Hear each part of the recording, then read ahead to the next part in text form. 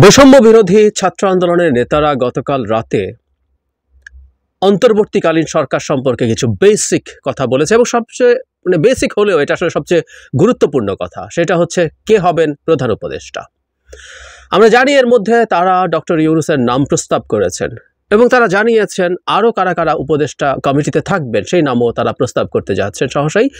আমি এই ভিডিও যখন রেকর্ড করছি তখন পর্যন্ত সেটা আমাদের সামনে আসেনি।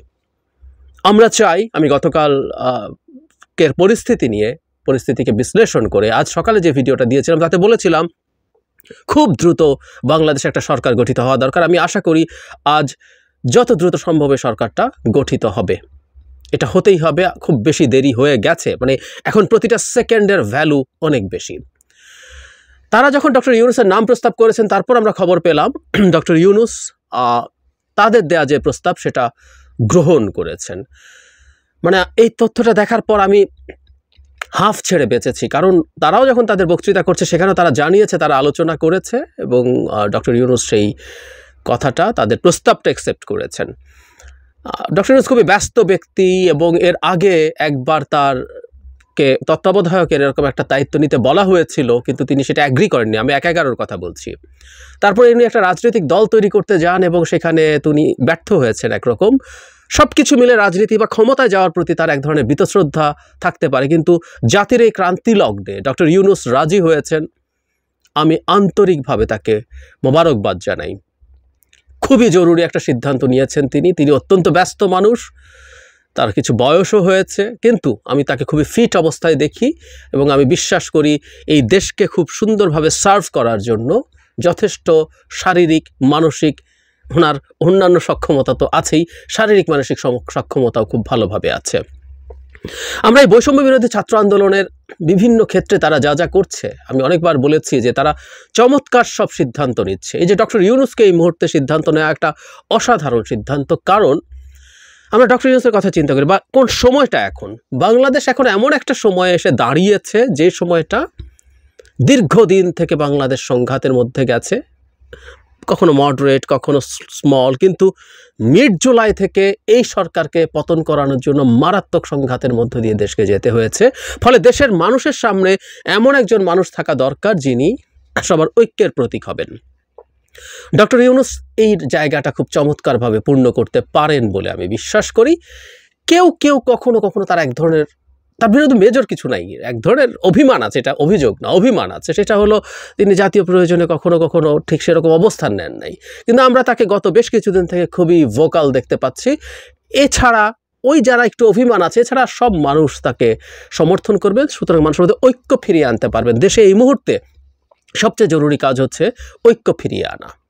দ্বিতীয়ত, তার আন্তর্জাতিক সংশ্লিষ্টতা, আন্তর্জাতিক কানেকশন, তিনি এতটাই কানেক্টেড আছেন, এতটাই রেসপেক্টেড আছেন ইন্টারন্যাশনাল কমিউনিটির সাথে, তিনি সেটাকে ব্যবহার করে দেশের কাজে ব্যবহার করতে পারবেন। দীর্ঘদিন কথা বলা হয়েছিল, সরকার বিশেষ করে হাসিনা সরকার তার সাথে শত্রুতাই করে গিয়েছিল দীর্ঘদিন থেকে, তারা চাইলে তাকে ব্যবহার করতে পারত ভালোভাবে দেশের পক্ষে।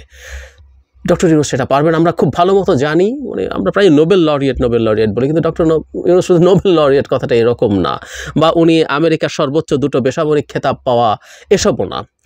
সাধারণ মানুষ তো বটেই, পৃথিবীর তাবৎ পাওয়ারফুল মানুষজন, বিভিন্ন দেশের প্রেসিডেন্ট থেকে শুরু করে পলিটিশিয়ানস, তারপরে পার্লামেন্ট মেম্বার্স, বড় বড় বিজনেস পিপল, তার সাথে যেভাবে কানেক্টেড, তাকে যেভাবে রেসপেক্ট করেন, তার সাথে দেখা করার জন্য যেভাবে বসে থাকেন, ডক্টর ইউনূস বাংলাদেশের জন্য সেগুলো এবার ব্যবহার করবেন। এই দায়িত্বে আসার পর সেটা দেশের জন্য খুব বড় কাজ হবে, বিশেষ করে এমন একটা সময় যখন আমরা চরম অর্থনৈতিক সংকটে আছি।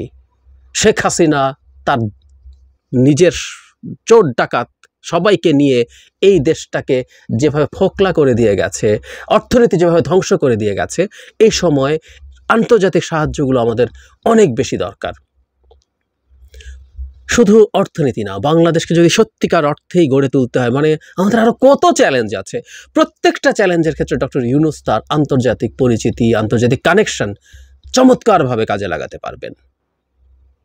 ডক্টর ইউনূস একজন অর্থনীতিবিদ, ভেঙে পড়া অর্থনীতিকে নেতৃত্ব দেওয়ার জন্য অর্থনীতিবিদ থাকতে হবে তা না, কারণ অর্থনীতির দায়িত্বে একজন ভালো অর্থনীতিবিদ থাকলেই হতে পারে, কিন্তু যখন প্রধান উপদেষ্টা অর্থনীতিবিদ, তখন এই ব্যাপারগুলো দেখাশোনা করা তার জন্য অনেক ভালো হবে।